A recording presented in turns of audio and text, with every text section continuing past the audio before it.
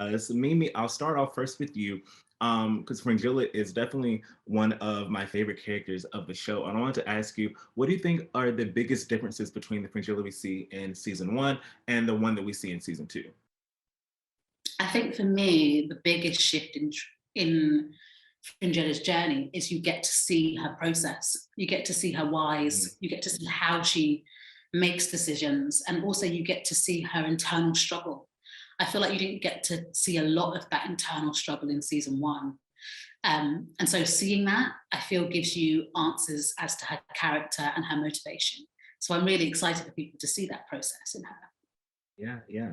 And Anya, for you, what can you tease about this dynamic between Yen and Ciri? Because of course, they didn't get to spend time in the first season. You know, we left at the end of the season on the cliffhanger on who is Yennefer, but we see this season they do meet at last.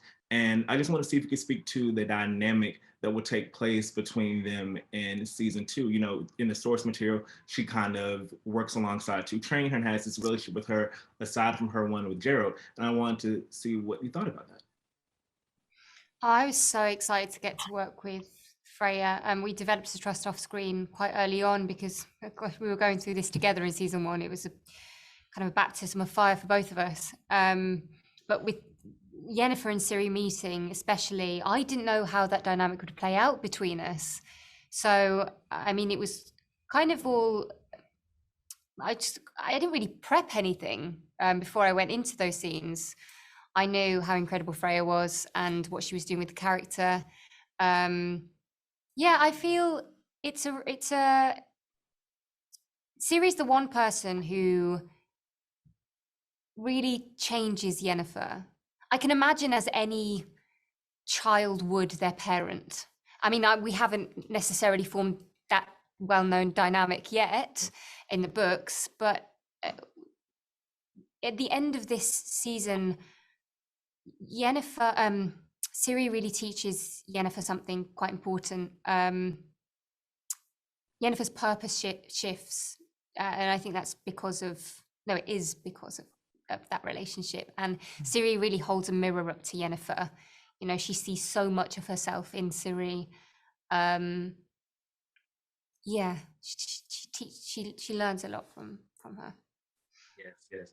And Joey, I wanted to ask you, you know, the series was headed back and then the pandemic happened, then started back and then pandemic continued. So what's the experience been like working on a show such as big and expansive as The Witcher while we're going through this historic period of time we're in right now? I think more than anything, everyone on set, everyone from the writers to the directors to the cast and crew, all felt incredibly grateful more than anything else. In a time when everyone lost a lot of employment and our industry in particular completely shut down, we were one of the few shows in the world shooting. We were the only show in the UK shooting. And it meant that we came to set, not necessarily with a reverence, but with a respect for the sacrifice that everyone was going through and a huge amount of love and support that was being thrown around on set. Everyone from the COVID protocol teams to the caterers to everyone just knew how lucky we were to even be making and telling these stories. So it was, of course, hugely challenging, but nothing that all kind of got deleted in our heads because every single day we turn up and go, thank our lucky stars that we're able to do this. So it was tough, but you know, we've come out the other side so much stronger for it, I think. Well, thank you all for your thoughtful answers. I can't wait for everyone to see season 2 of the show. Oh, thank you. Thank you. Have a good one. Have a lovely day. Hi, Henry. How are you? I'm good, thanks. How are you? I'm doing great. I'm so excited to talk to you about The Witcher season 2. I feel like I've been waiting years to see season 2 of the show, and we are finally here. I want to start off by asking, first of all, I know you were a fan of The Witcher before even signing onto the series. So how has it been to see this expansive world building and expansion in season 2 as a fan of the source material? Well, for me, it's always been that fine line to tread between the source material, which I love and I'm very much a loyalist of, and also the vision of the showrunner. because it is the showrunner's show after all. And so I have to walk that fine line between the things that I love and the things that she requires and the plot lines that she wants to pursue. Yeah, yeah. And I feel like in season one, though, Geralt was a big character, he was more like a looming presence over the season. But this season, we get, we hear what he's thinking, we hear him talk more, we get to see his interpersonal relationship. So how was exploring this aspect of the character that we really didn't get to see in season one? I campaigned very hard to bring that book Geralt to the show. I really wanted him to come across as the intellectual, as the wise man, as the man with a philosophical lean. And yes, still grumpy and petulant at times as well, because that is the character. But to provide him, or provide the audience with a more three-dimensional character, a more soulful character.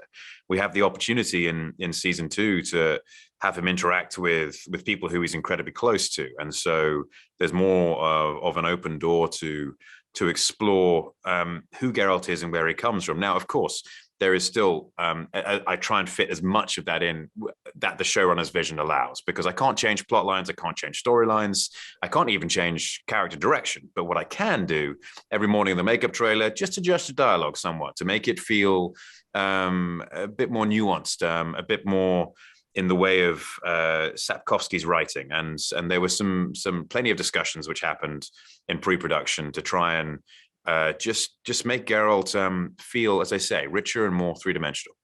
Yeah, yeah. And of those relationships, we get to see more of one of the principal ones is being the one between Geralt and Ciri. So what can you tease about that dynamic that's going to play out over season 2? Well, again, it's all of that nature of showing Geralt to be this wise man, rather than just be antagonistic. He recognizes that Ciri's gone through trauma, and Geralt's been through trauma himself. I mean, he went through the Witcher trials and then went through more because they tried more stuff on him, and he's been through the worst thing than any other Witcher. And he knows what trauma is. He recognizes it. And so I wanted him to have a soft touch with Ciri, and yes, have the trainer's hard hand and say, look, you got to work hard, you got to keep on doing this, and the only way you're going to stay alive is by training. But at the same time, not to try and force information out of her, because he's trying to work out what it is that she's done or what she can do or who she is. And so it's leaving the door open for her to have the opportunity to say to share what she wants to share with Geralt. And that for me was a delicate balance to play, because they obviously they like the modern relationship of Ciri and Geralt and you're not my real dad kind of vibe, and I wanted to keep some of that humor in, but to make sure that we showed some thoughtfulness to Geralt rather than just being a comedic moment. Yeah, for sure. Well, thank you so much for your time. I can't wait for everyone to see season 2 of the show. Thank you very much. Thank you. Thank you. Have a good one. Pleasure talking to you. Hi, how are you doing today? Good, thanks. How are you? I'm Wow, doing where well. are you? It's amazing. It looks like something out of The Witcher. It looks real, but it's actually a backdrop. It really looks real. That's crazy. I was like, my God, where are you getting this jungle? Anyway, sorry, we've got limited time. Just chilling in the forest. Yeah. Cool. But thank you for chatting with me today. I'm so excited for everyone to see season 2, mainly because I feel like I've waited years. I know it hasn't been literal years, but I feel like I've been waiting so long to see season 2 of the show, and it's finally among us. How does it feel to be back after so long? Ciri even looks different from the last time we saw her. How does it feel to be back for season 2, considering it's been a while since we've seen these characters? You mean going into filming or now? Going to filming. Oh, it was just so exciting because I was just like, I was, older as Freya. So I was, I was just excited to go into it with a whole new mindset of how I deal with my job, of how I am as a person. And yeah, it was perfect timing to be able to be given a story where the story that Ciri goes through and everything that she's having to deal with. And season 1, I was so new to everything that in a way it was a blessing in disguise not being given quite so much, albeit Ciri, I don't believe, was done justice. But season 2, it was just exciting to read the scripts and see that there was so much happening. Yeah, and speaking of that, storyline wise, what do you think are the biggest differences between Ciri in season 1 and season 2 as far as her character development? I mean, probably just that she's got time to think about everything, because season 1, it's like survival. It's like it's almost like all human reaction, human survival mode type thing. And then season 2, she's getting time to sit with everything, sit with the fact that she's got this power, the fact that her family have not told her so much about her origins. She's also building so many relationships, with Geralt, with Vesemir, with Lambert, Cohen, Triss, Yennefer, so many more characters that affect her and shape her. And so I'd say that, I mean, there's so many elements, emotional elements going on in season 2, but yeah, she's tackling with her powers, she's training, she wants to become a Witcher. That's what she sees as her escape and her purpose from these lies from her past that are sort of making her confused about her identity. Yeah. Well, thank you so much. I enjoyed this chat, and I can't wait for everyone to see season 2. Thank you so much. Hi, Lauren. How are you? I'm good. Trey, how are you doing? I'm doing great. I'm so excited to chat with you about The Witcher season 2. First of all, because it feels like it's been literal years since we had a season of The Witcher. I know it hasn't been, but it really feels like it has been. But first off, I want to ask you, we have like a singular timeline for the most part this season after, jumping through different ones to kind of get a sense of our characters in the story. So how important was it for you to kind of, not necessarily contain things, but kind of like streamline things more this season than season 1? It was really important because that's what the story called for this season. So I think that the timelines in season 1 really served their own purpose because we wanted to make sure that audiences knew who Geralt, Ciri, and Yen were, that they all had enough time on screen, that you got to really understand where they were coming from and what their experiences had been so far, or what their traumas had been, or their adventures, So because those really inform who you are as a being. Now in season 2, they start to get to intersect. Geralt and Ciri are obviously together from the very beginning. Yen intersects with them a little bit later in the season, but they all come loaded with such heavy pasts. And to me, it makes this season even more exciting. And, I just think also storytelling wise, it's much easier for everyone to follow. We didn't spend so much time setting stuff up. We actually just got to be in scenes, occasionally having people talk just to get to know each other better, as opposed to like forwarding the next piece of plot, which was really fun. Yeah. And so I know that the show was headed back into production, then the pandemic happened, then it was back in production, then more pandemic-related woes, which we're still unfortunately going through now, hopefully, fingers crossed, out of it soon. Did that have any impact on the way you wanted to tell stories this season, especially I can only imagine for a show as big and expansive as The Witcher, having to, go through things like that? Absolutely. Our goal was to not have it change that much, but all that meant is that we had to be really, really creative. So for instance, in season 1, we shot in 5 different countries. We were constantly on the go, trying to get sort of the different looks of the worlds. We could not do that in season 2. And yet we weren't content just to say, okay, well, then we're going to play, all parts of season 2 in a woods down the street from our studio. So it took a lot of sort of creative energy from our production design team, from our VFX team, from our directors, of course, to make sure that we were making the world look just as big.